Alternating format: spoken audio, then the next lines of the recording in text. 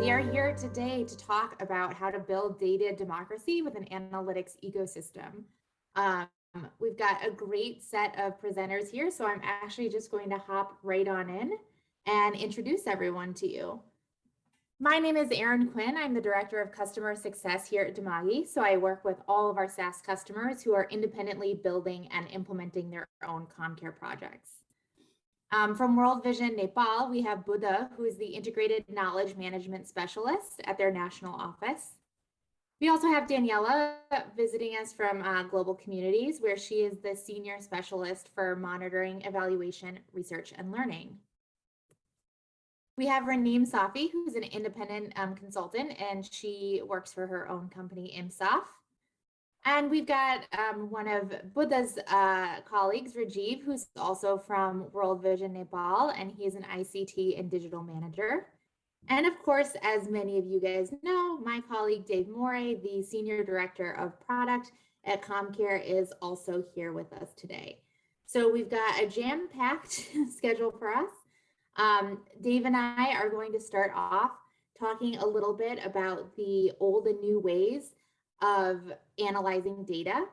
Then we're going to talk a little bit about why data democracy matters, what it is, what the definition is, and why we should care about it. And then we'll go ahead and start talking about the existing CommCare data ecosystem. So what are the ways in which you can connect your data and get it out of CommCare and really start analyzing and visualizing it. And then we'll move on and we'll leave a lot of our presentation for our guest speakers. So we'll start with Raneem, then we'll hear from Rajiv and Buddha, and lastly, we'll hear from Daniela.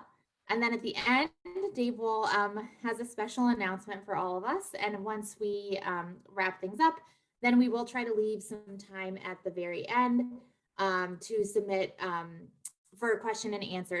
All right, so let's start off by talking about the old ways that we were analyzing our data. We know of two models that were very common and have also been shown to be very ineffective. In the first model, the ICT ownership model, all data requests have to be funneled through a centralized ICT team. So depending on both the capacity of this team and what it deems to be important, any given project may or may not have their request granted. And even the ones that are granted, the individual project team members who made that request still don't have direct access to the project data. The second model, which I'm quite familiar with, I've worked in organizations like this, is the data silo model. And this is where we see a lot of different people in different parts of an organization or a project collecting, creating, analyzing, and storing their data in their own systems and their own data silos. So for instance, the M&E team may use mobile tools to collect high-level indicator data to report out on. Separately, the project delivery team might use Excel to track something like commodity distribution data.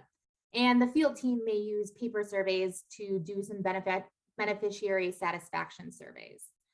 None of those three silos would have access to any of the other data, which means they're unable to compare, they're unable to draw insights, and they really can't learn from each other's data.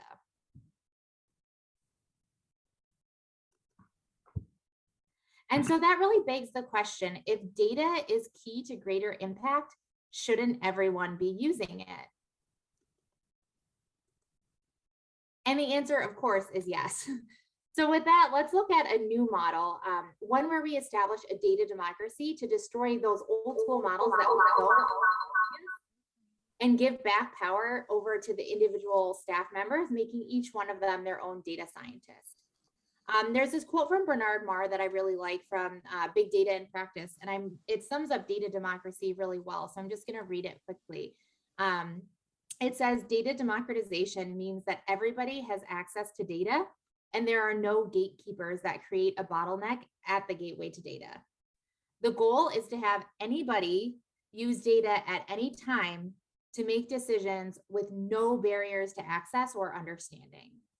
And so in those two sentences, he really sums up a lot of the pillars of data democracy. And so I'm actually just going to go into each one of them separately and give a quick definition. So you can see here, we've drawn this from the AI Data Analytics Network.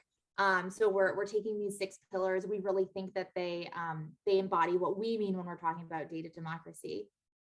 So the first one is data governance, and this is a set of policies and guidelines that govern how data is collected, stored, managed, and accessed within a given organization. This ensures that within an organization, everyone adheres to the same guidelines of safety and security, and that everyone kind of plays by the same rules. Next, we have data literacy. This is the ability for users to interpret and draw conclusions from data. So as I'm sure all of you know, some of your staff will come in with really vast professional experience working with large data sets, and others will come in with little to no data literacy skills at all. And so it's really an organization's responsibility to train everyone so they have at least a basic level of understanding so that every member of your team can at least look at simple data and draw insights from it. The next pillar we have is data security. And what we mean by that is that data is protected both from unauthorized access and from outside threats. This means encrypting data at every single level, from mobile to web to server, wherever your data is living in like SQL databases, and ensuring that data collection and storage software meet really strict data security standards.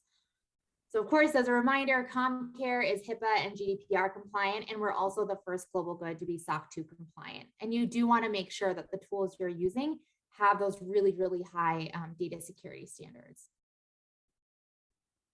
Next, the next pillar is data visualization. So we know that a lot of time, even though everyone has access to the data, it often falls to one team to be responsible for making things like visualizations that they share out with the team.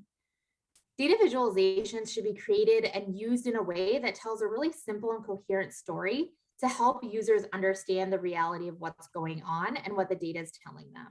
So if you have a team that is responsible for that, you want to make sure that they're really looking at those visualizations and making them in ways that tell these coherent and concise stories. The next pillar is self-service analytics. Data should be accessible in a way that allows each person to analyze what's most important to them. If you are a field supervisor versus an in-country M&E person versus a head of M&E globally, you're going to have different things you care about in the data set, and everyone needs to be able to pull out those insights themselves. So that means we need to create easy ways for users to view and interact with the data, keeping in mind the skills that they have. So this probably means that you're going to need to give different folks access to different softwares in order to draw out those data insights that are aligned with their skill set. And the last pillar that we have is data warehousing and data lakes. This means using data warehouses and lakes to aggregate, organize, and clean data that can be accessed by everyone for reporting, analysis, and decision-making.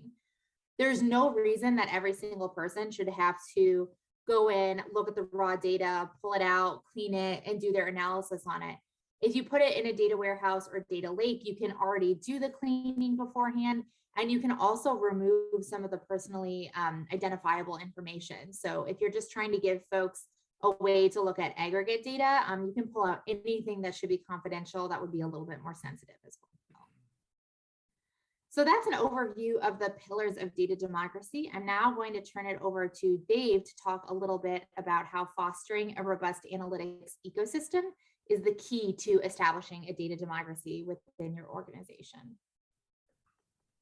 So take it away, Dave. Awesome. Thanks, Erin. Hey, everybody. So like Erin mentioned, the link between the old and the new is essentially the analytics ecosystem. Some of you all who are familiar with ComCare may have seen this before, or maybe familiar with this, but we put a lot of thought into how we want to design our analytics ecosystem. And from our conversation with project teams and international NGOs, what we have learned is that IT wants the organization or the project to be in a place where 80% of the data needs are fulfilled by self-service data tools that don't require any IT support or involvement. And for that 20% where a complex data pipeline needs to be created because of the complexity of the data, or other specific data and reporting use cases, then that 20% need can be fulfilled by an investment in IT or tech. And that 80 to 20 ratio is what we have learned is the ratio that maximizes that cost to or creates an optimal cost to value ratio.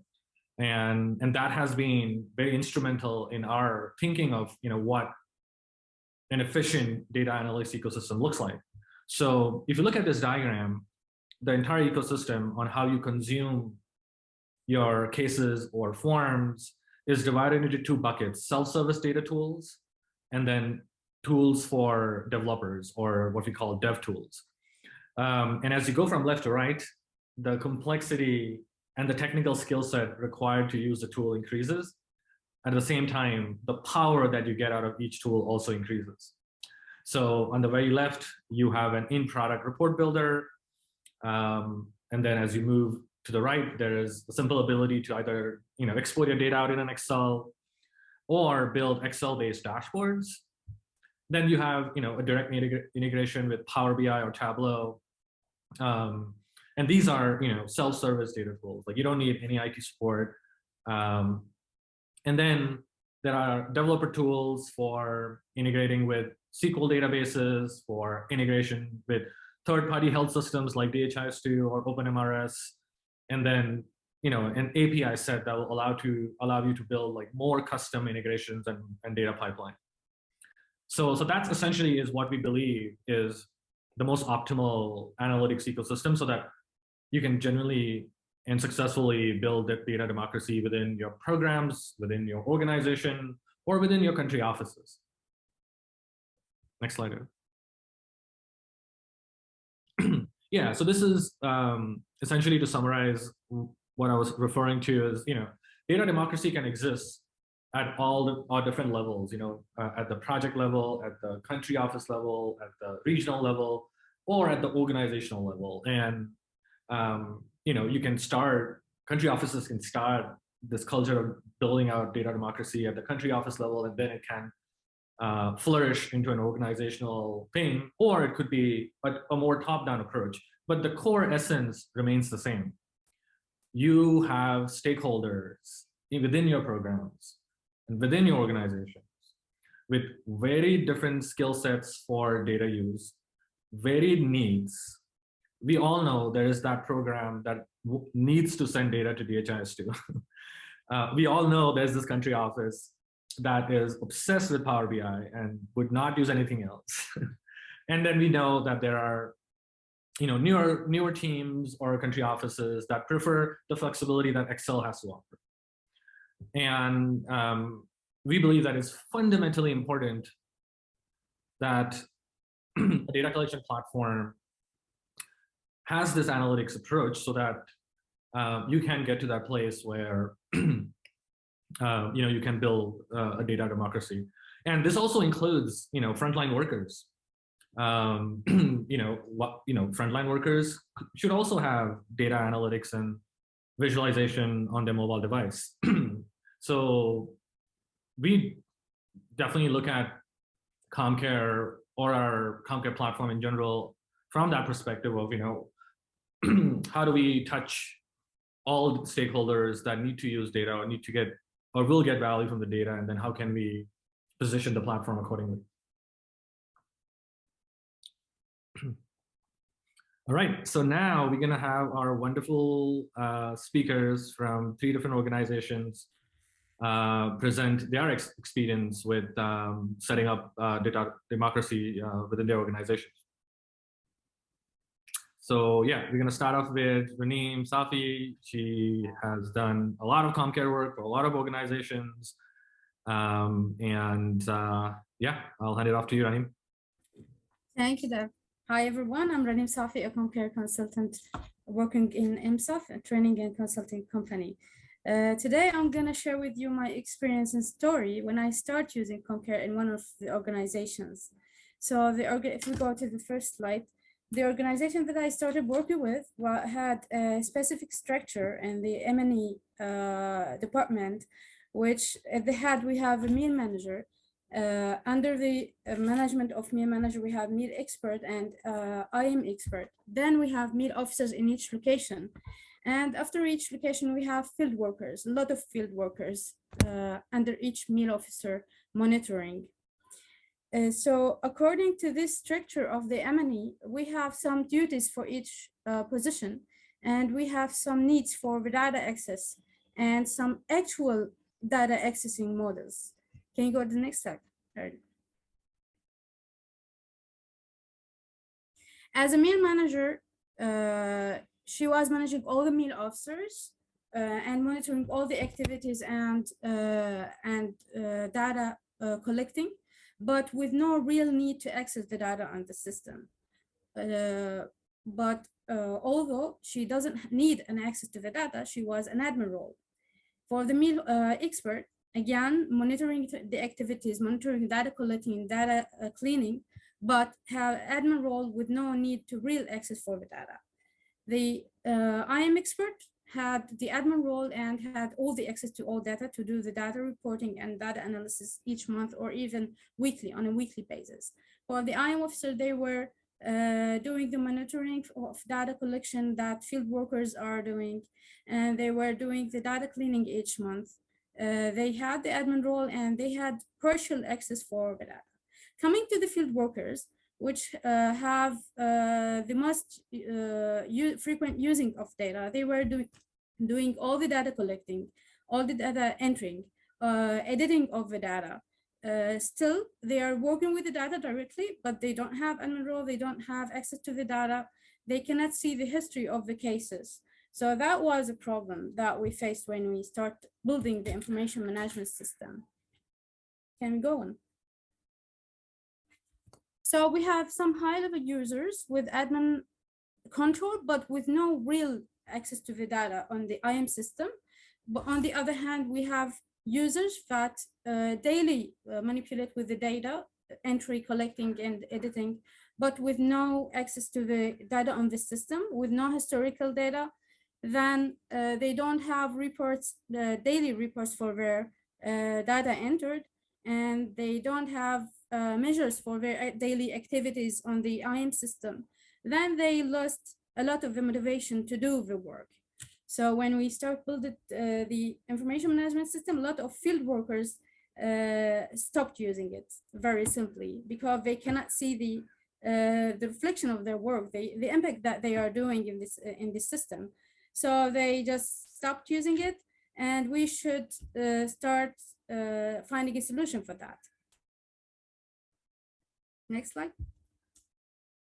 So then we came up with the Excel dashboards that was used for the meal officers and the IM expert to create the daily updated data as Excel sheets. We also have a report builder inside Concur that is creating, again, daily reports, measuring the activities that are done by field workers, measuring how they are doing the form submissions and creation of the record in the system. Then after doing the report builder, we were doing saved reports and sending them by email to the field workers. Again, we had the ability to measure the worker activity through the report builder. So each user can know how much forms submitted by a specific day or range of dates. Then that was a great solution for them because they have a real, they can see what they are doing. So they can measure how they are improving in the data entry and data collecting, and seeing what I am doing is a great motivation to continue what I am doing and improve it. Can you go next slide? So here are just very simple screenshot of what we did. Some report builder at the left pane, several reports according to the activities and the service provided to the beneficiaries. So we went and saved the reports and sent them by email to specific field workers. Now we have the data dashboard integration that we use very frequent for daily, weekly, monthly reports, and we were exporting them into Excel and use them in our Power BI reports or even other reports created by field workers or IM officers. Can you go to the next slide? Here is some of the Excel dashboard integration that we use in one of our applications. Next slide, please. And very quick feedback from one of our meal officers in Hatay, Ahmed.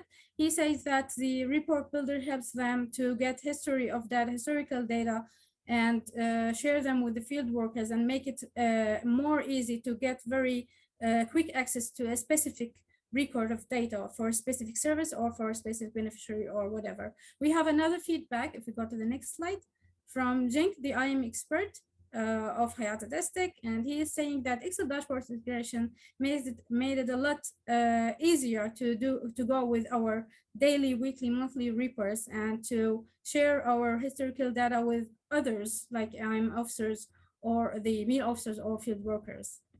So that was my story. Now I can hand over to Buddha and Rajif from World Vision.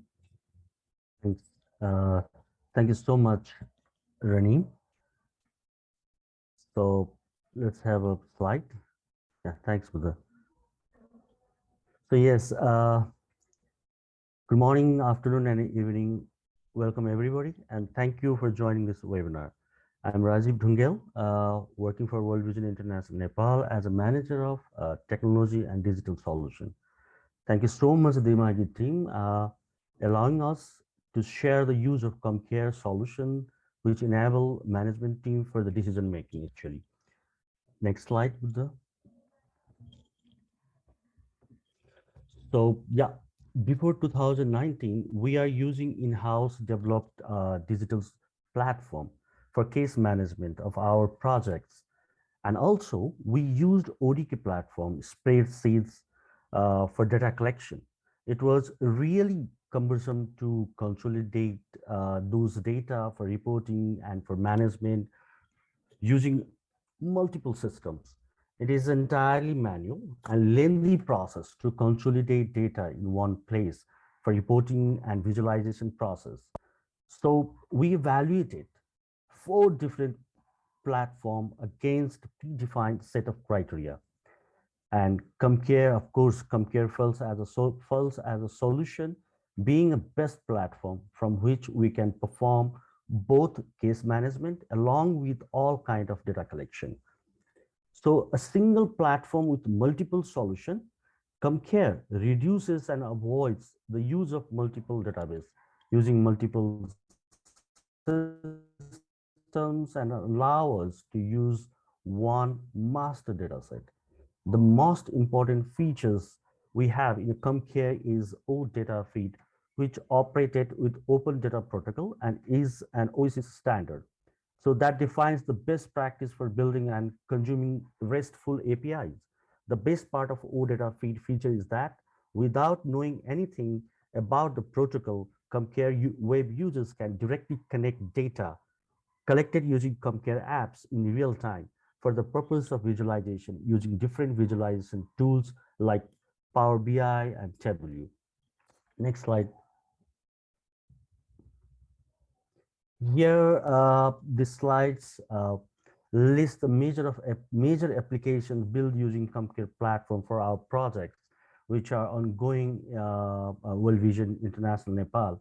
So one of the project is beneficiary recording and recognition. It's about a case management. This app record detail of beneficiary associated with our projects and collect project related same information in different time interval.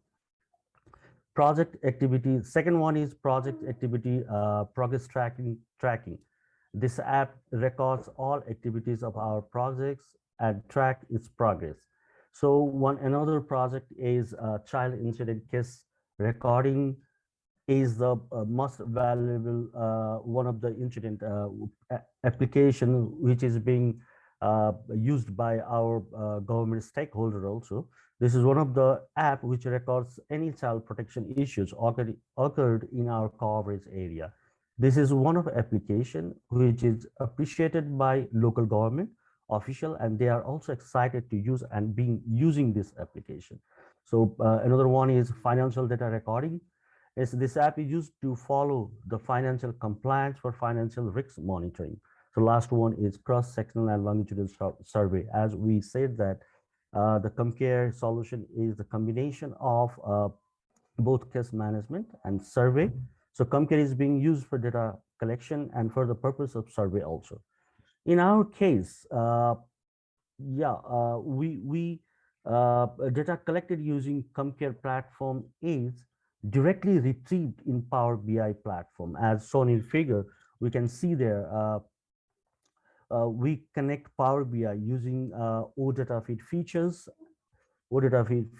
available in CompCare, and publish a dashboard using Power BI services. So it helps our management team for decision making and organization planning as well. Besides, the audience of this dashboard prepared in our case are all WVI Nepal, government and WVI Nepal management team. So I stop my presentation and hand over to Buddhaji for his presentation. Thank you so much. Yeah. Okay, thank you so much, Rajiv sir. Greetings from Nepal. Am I audible? Yes. Yes. Well, as my colleagues share about the beauty of the CompCare, that CompCare is a server-side platform which responds or communicate with the third-party software through the OData feed. This is the beauty of the CompCare, that we have been using the CompCare for 3 years in the Nepal. So I would like to share the experiences of the CompCare and the Power BI, the data, how the data are visualized in the platforms. So before moving on to the dashboards, I would like to share the Nepal's structures. So in case of the Nepal, the old vision cannot directly implement the activities. So we do have the local partners and the CVOs. So our Nepal's structure is national office, field office, and the local level, local partner levels. So we use the CompCare for the time series type of the data collection. In terms of the CompCare is called, as we know that it's called as the case management, where we did the registration and the follow-up. And this is the platform where this screen is the dashboard of the livelihood project. We have the livelihood project located in the 19 different areas, where the main objective of the project is to collect the data of the beneficiaries, demographic data, income, production, sales, what about the market linkage, and association with the financial formal or the informal groups. So here we can see that in the dashboards, it is the registrations is the one period. We say that this is the kind of the baseline value, and it's follow up over the period of the time. The average income and saving over the period of the time. We register the beneficiaries, we do the follow-up. This main objective is to track the progress, is how the life has been changed, is the livelihood progress. Then the market linkage status, the different dimensions we see. And this dashboard is basically used for the senior management team, sector portfolio advisor, sector leads, operations, and meal. All are looking at these dashboards, and this dashboard supports for the informed decision making. And this gives the glimpse of the project implementation, how our project is implementing in the field, what kind of the data are getting, and what is impacting the output and the outcome levels. So this dashboard is really handy for the senior management to the project levels. And this is another dashboards. This is the data is basically used for the senior management. Then we have also developed the dashboard from the national level to the local partner levels. Here we can see that the beneficiaries IDs and the monthly incomes looks something different, which is out of the range. In the Nepalese amount, the income which is more than 100,000 are not categorized or are not selected for the beneficiaries, but the looks something different. It means the project team, even the frontline workers, see the dashboards and they take the action in terms of the data qualities. They check the progress, they take the immediate actions. So dashboard is used from national level to the field level. Then we have the activity progress tracking platform. And this is the dashboard of the project activities tracking, which is basically intended to collect the data of the project and implementing partner of the each month, which is target versus achievement. Detailed implementation plan is already set. According to the plan, how our achievement is going on, how our progress is going on. Based on that, we track the activities. Here, we can see that the activities are tracked in different phases or different types, like the plan activities, preponed and postponed type of the activities. And there are different unit of the measurement for the each for the activities, like the people, event, households, and the activities are also tracked in the month in month wise, and also activities tracked according to the local partner, which is like checking the performance of the partner as well. The activities are going well, the budget expenses bonded are also going well, and it's really handy for the operations part looking at this. But when the program quality team looks at this dashboard, then there could be the questions like the data-driven approaches, like why there are so many preponed activities and why the postponed activities are so high. Are we going on the right track? If there are if there are many preponed or postponed activities, then we thought that there could be issues in the quality. So we practice of data discussions every quarter or every month, so that the data will guide us on the decision making and the planning. So we have also used the dashboards or the ComCare for the short-term project, like the COVID response time. We supported our working areas, 15 districts, and we use the ComCare we develop all the dashboards tools within a month. We started to track the activities, what kind of activities are going on the field, how many beneficiaries were reached, and we do the refresh or update the dashboards daily. We work through the data-driven approaches. Our senior management, operations program, everyone rely on these dashboards, and we've been able to complete the tasks so properly or so successfully in the field. This dashboard, the decent data visualizations part are all really helpful for us. And another one is the interesting part that we recently started to register the child incident recording cases, like that there are different type of the cases, like the sexual abuse, discrimination, kidnap, child labor, and such kind of the case sensitive data are also recorded here in the ComCare. So our project's main target is to support the beneficiaries or support the children who are having such kind of the violence or the issues. Then we provide the psychosocial support, family support, legal support. So from this dashboards, from these tools, our management, our program team, even the mail team looks this data and how the cases were registered, how the cases are solved, what type of the cases are there, how are cases sorted out successfully, or still the cases are ongoing or conducted without success, or situation is still unknown. There could be the different type of the cases. So we see that there are the different cases, but how we support it, are we following up the cases, or we are only just registering the cases with the collaboration with the municipal child right committee? Then after that, we got an opportunity to present the tool and the dashboard with the government and National Child Right Committee. They really appreciate us, and they seek our support to contribute them for the technical part, because they are also planning to develop the information system for the child cases. I think that's a really appreciable part. After that, we have another dashboards. This is the mechanism to build the trust between community and the organization, which is the part of being accountable between community, beneficiary, and organizations.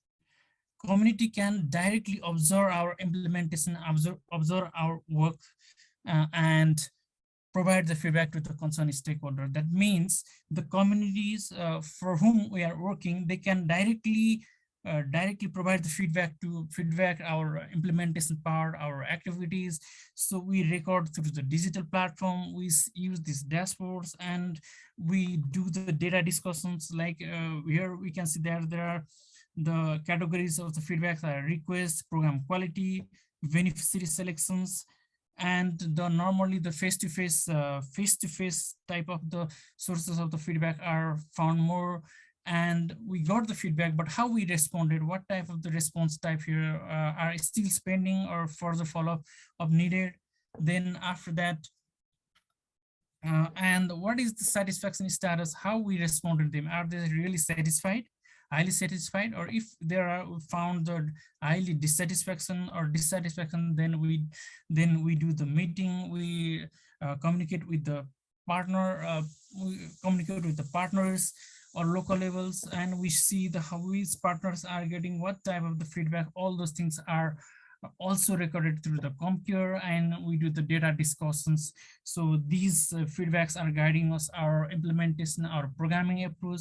It looks like we've been able to reach the targeted beneficiaries, our activities are going well, even though our bonded are also fine. But if you are getting the critical feedbacks in the implementation area, then we take the actions. So this makes us, even the organization, even communities and the beneficiaries accountable. So this is the principle of accountability that we have been implementing in the old vision Nepal. And so the culture that developed in our organization is like that. After the dashboards, after the data discussions, so that what happens is like the centralized platform for the data repository, and we do reports to the global centers. And this is the one and only is a platform where the data is taken as the reference. This is the authenticated source is a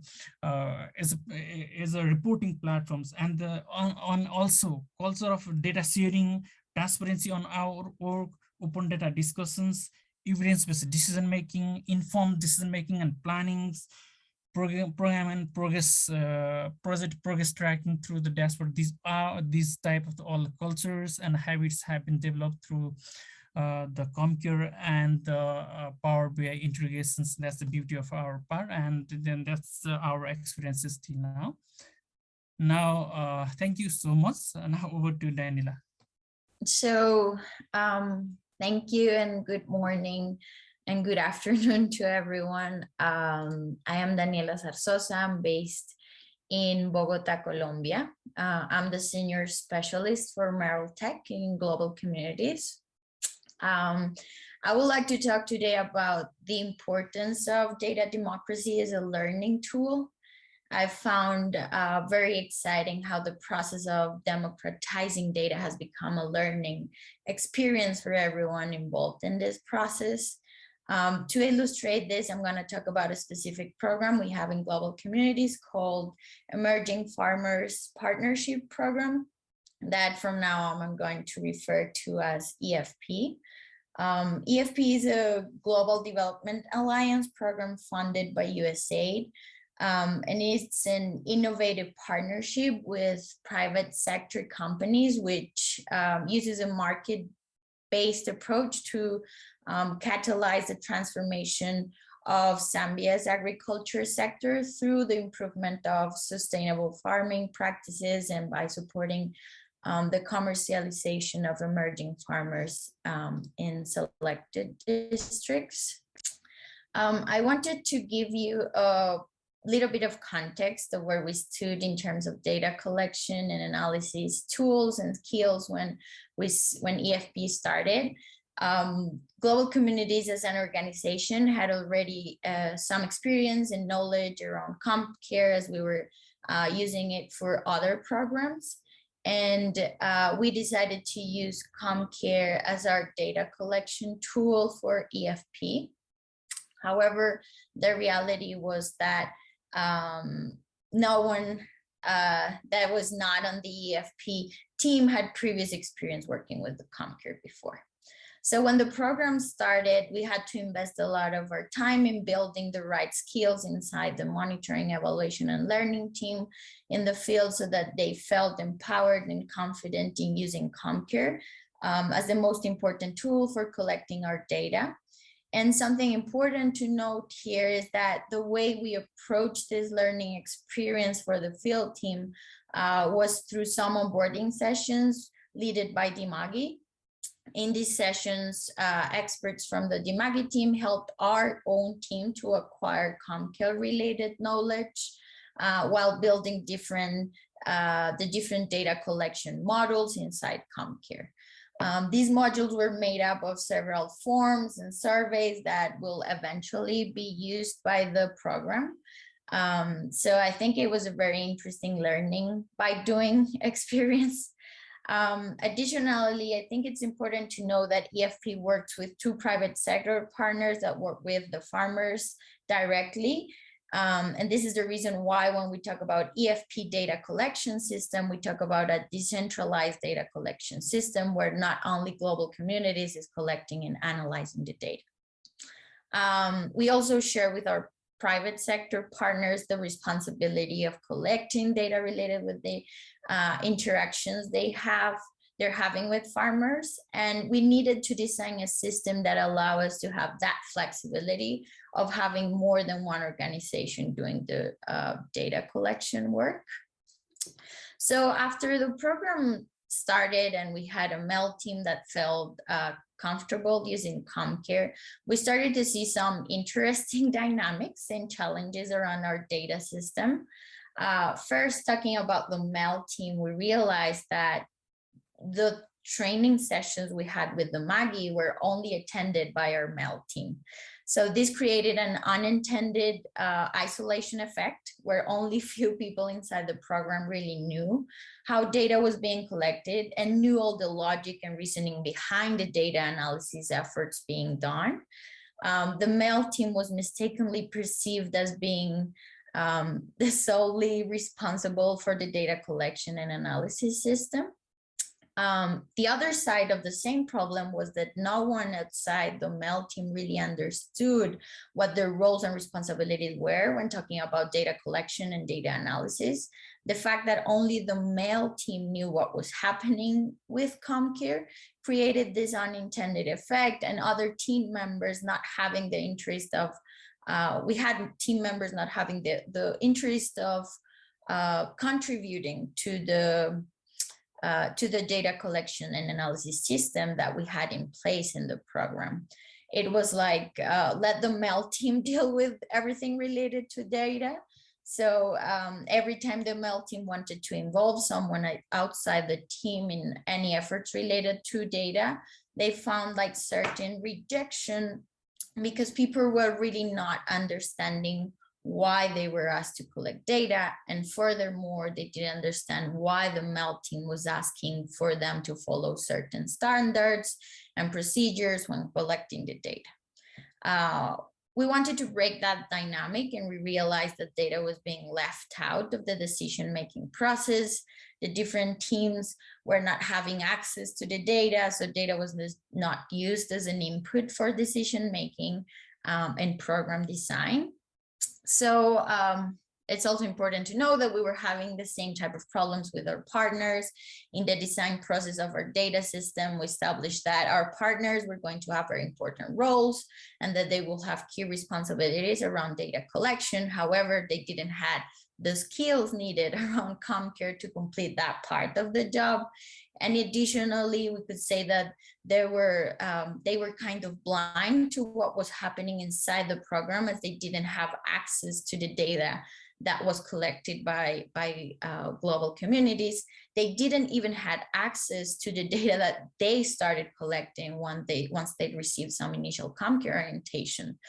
They felt they were like throwing data into this black box and nothing was coming back in return for them. So we got to a point where these challenges became really painful, and we started to look for different strategies to solve them.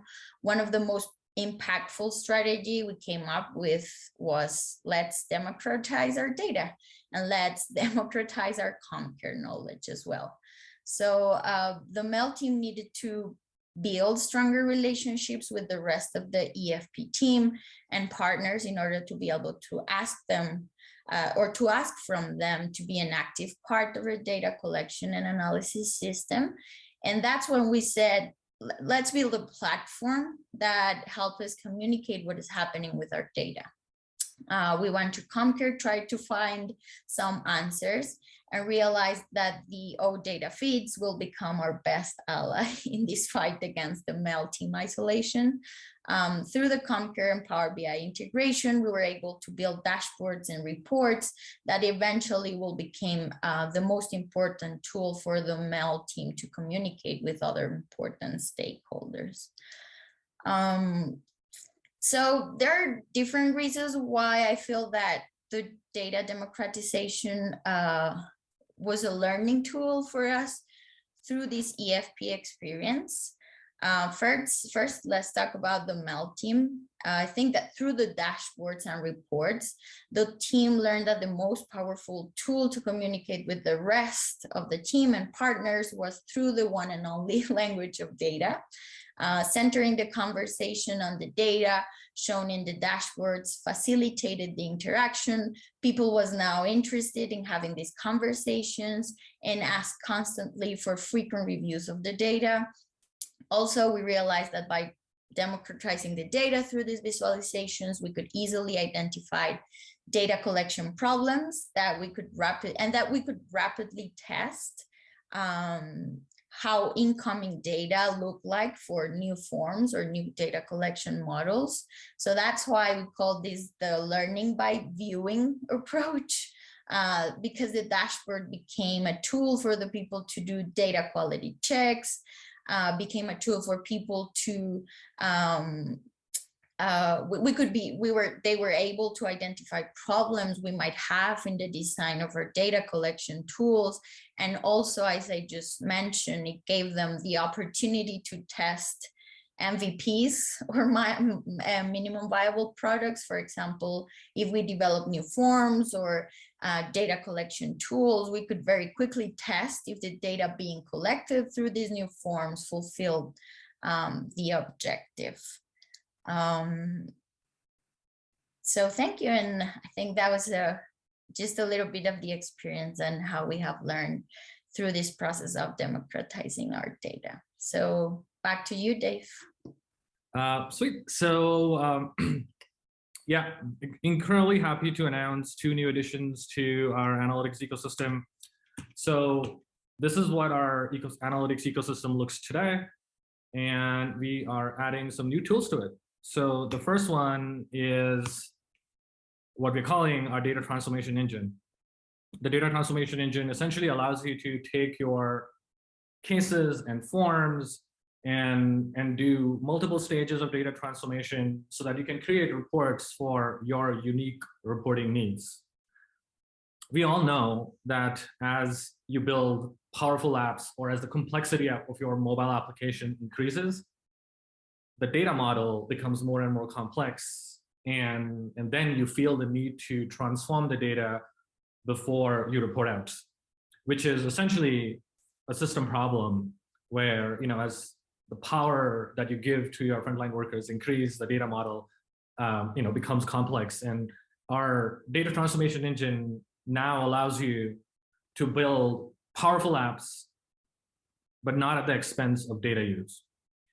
The data transformation engine essentially allows you to define custom indicators and also summarize the data in several ways. It's mobile reporting. So now on ComCare mobile, you can deploy powerful, intuitive mobile charts and graphs that will empower your frontline staff to improve the quality of care, get insights into how the beneficiaries are being treated. And M&E enumerators can also get a lot of value from these reports to just understand what the trends looks like. So to summarize, we have 2 new data tools, the data transformation engine and mobile reporting. And these 2 tools are available as a part of our early access program. Our early access program essentially allows our partners to have access to new ComCare capabilities or capabilities that were previously built by the open source CommCare community that now are being adopted in the CommCare platform, which is supported by our 24/7 support and platform team. The early access program will give you the ability to have a guided and white glove experience towards adopting these new features. So if you're interested, let us know. There's going to be a poll shortly that will allow you to sign up for this. And we'll be also sending an email so that you can tell us you're interested in these new tools, and we'll get you all set. And that's all I had to say. Back to you, Erin. Great. So I've just launched that poll. You guys can indicate your answers there if you have interest in exploring these early access features.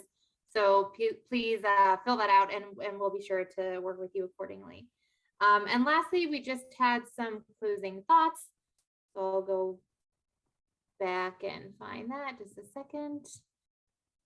So of course, you know, the goal, I think, is, as we've all talked about, both Dave and I, but also you know, certainly all of our presenters, the goal is that of all of our programs should be data democracy. We need to make sure that all of our that everyone at every single level in a project has access to data and can draw the insights that they need to out of it. We know that data needs vary greatly within both individual projects and within an organization, and that our system needs to be flexible enough to accommodate all of those needs and all of those skill sets. And additionally, and I think this is one thing we miss out a lot on, data needs evolve over time, both within an organization and within a single project. So you might start a project, it's very small, it's a pilot, maybe Excel dashboards are fitting all of your needs. And then as you get more data, or as you need more complex transformations, maybe you need to start using Power BI. And then maybe as you start to have millions of records, we need to start looking at using CommCare Sync or using our APIs to take the data out into its own SQL database. And so you want to, if you are one of these people in a project planning phase, you want to know that your needs will evolve over time and plan for it. I think a lot of times we find people really shocked and surprised when they get to a point where they've kind of outgrown their existing data tool. So we want to start being more upfront about that with you guys and helping you guys plan for that. And of course, the main point we really want you to take away is that using a data collection software that's part of a really robust ecosystem that has a bunch of different options for data analysis is really critical to meeting all of your organization's data needs. So it's great to choose a few tools and go with them, but just understand that you are going to need to be a part of a robust ecosystem in order to meet every single stakeholder's data needs. So thank you guys so much. I think we have gotten a few questions in our Q&A box here. So I think we can just go ahead and start answering them.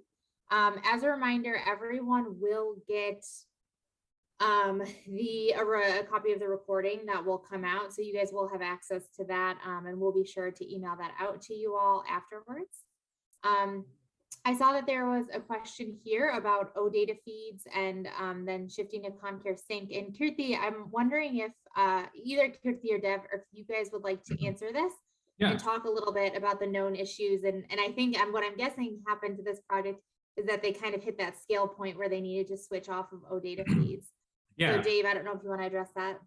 Yeah, no, this is a really great question. And, you know, we've started to get this quite a lot, which is actually great news because it means that organization is on an upward maturity model trend. So yeah, so OData feeds is our entry-level BI solution. It was designed for non-technical M&E officers and program team members who can easily plug and play, get data to Power BI or Tableau. And with that design decision to optimize for simple usage, that design decision happened at the expense of losing out on things like incremental refresh.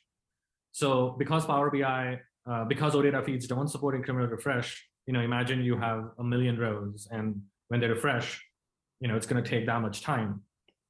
But you can get around these limitations by publishing your data from Power BI or Tableau to Power BI service or Tableau online, where you can set up auto refresh, where even if incremental refresh is not happening, the data is being refreshed on a set schedule. So, but if your data sets becomes that large that even that is not addressing your problem, then we encourage you to graduate to our more powerful BI solution, which is a data export tool, which or Comcare Sync, that allows you to push your Comcare data to a SQL database, and then you can point your Power BI or Tableau to that SQL database as the data source. And both these tools, Comcare Sync or data export tools, support incremental refresh.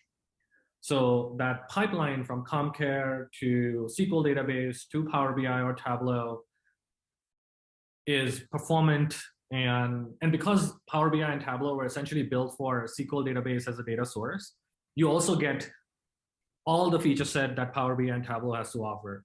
So it's very important to bear in mind that maturity model of starting off with data feeds, and for a couple of years when your data set has increased, to slowly start migrating to the Comcare to SQL database to Power BI data pipeline. Great, thank you.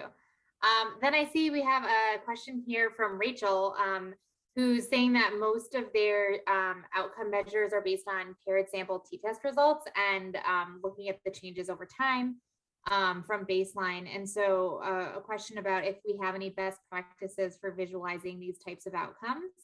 That's a great question. I also would love for anyone who has similar sort of data to maybe pop in the chat box and give their feedback on how they visualize that. The thing that I have seen, I mean, if most research papers just report paired sample t-test results in tables, and they're not very exciting to look at.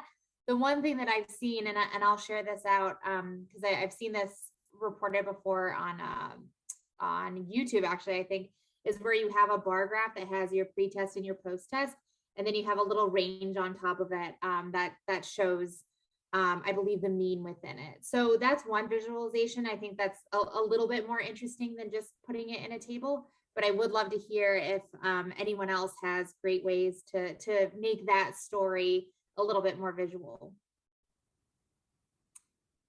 Then we have a question here from Michael. How do you think an organization can start adopting such type of visuals for its internal data utilization?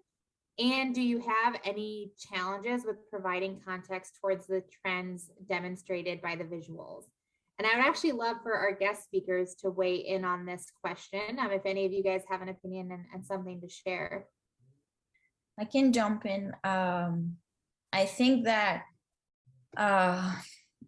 for the first question, I think it's important to first have that exercise of mapping out what are the data needs that the organization has.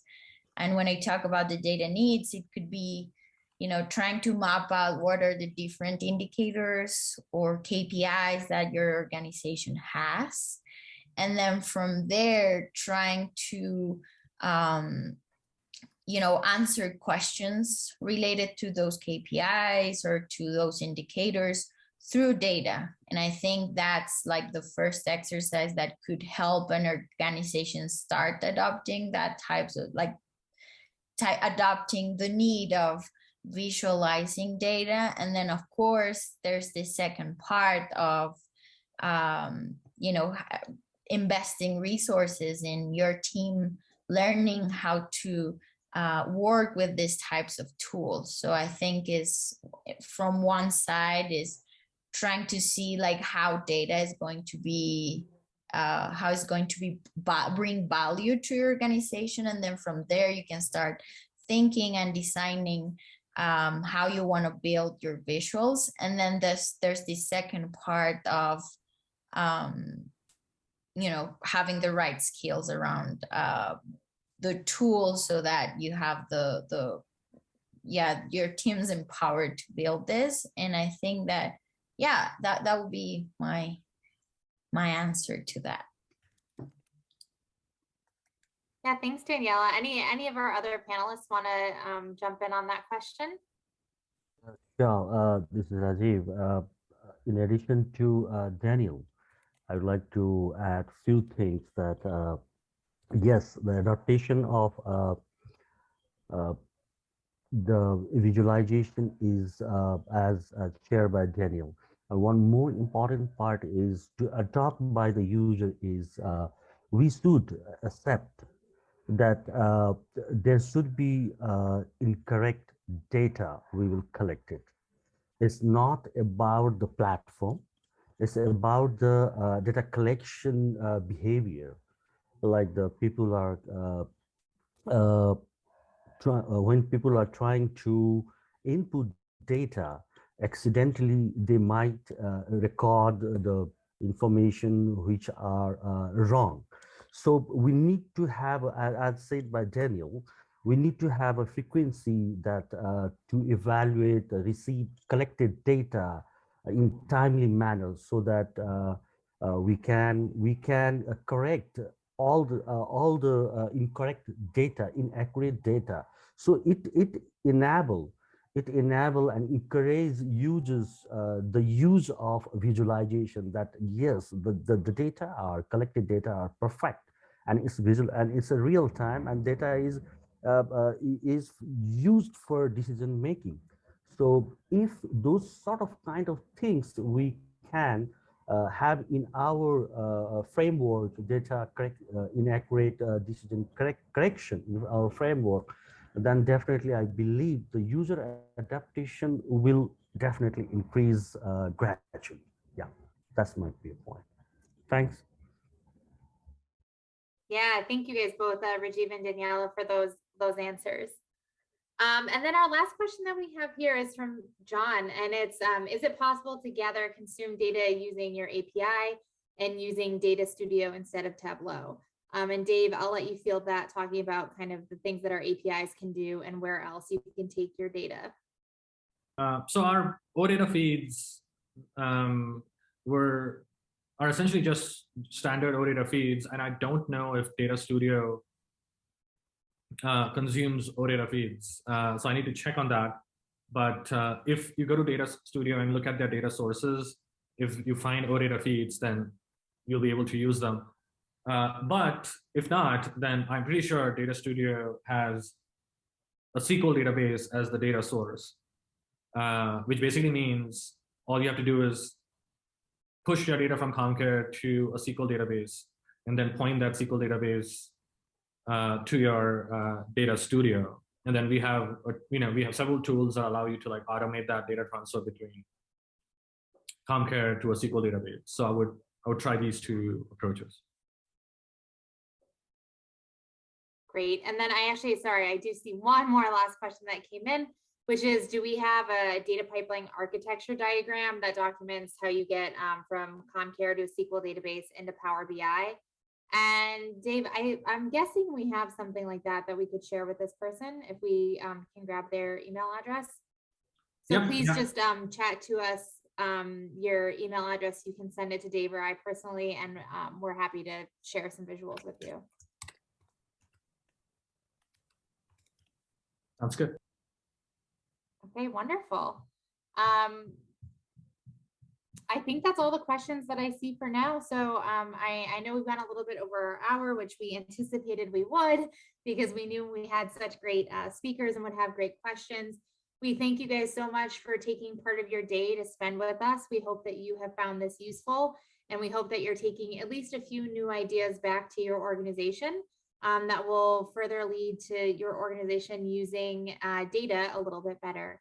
So thank you guys so much. And for any of you who indicated your interest in learning more about the Early Access Program, we will certainly reach out to you, and we'll also be sure to send the recording of this webinar to everyone as well. Thanks so much, everyone. And thank you, a huge thank you to all four of our guest speakers today, to Raneem, to Rajiv, to Buddha, to Daniela. We really loved hearing your stories, and we appreciate you guys sharing them with everyone. Thanks so much, everyone. Thanks, everybody. Thank you. Yes. Thank you. Bye-bye.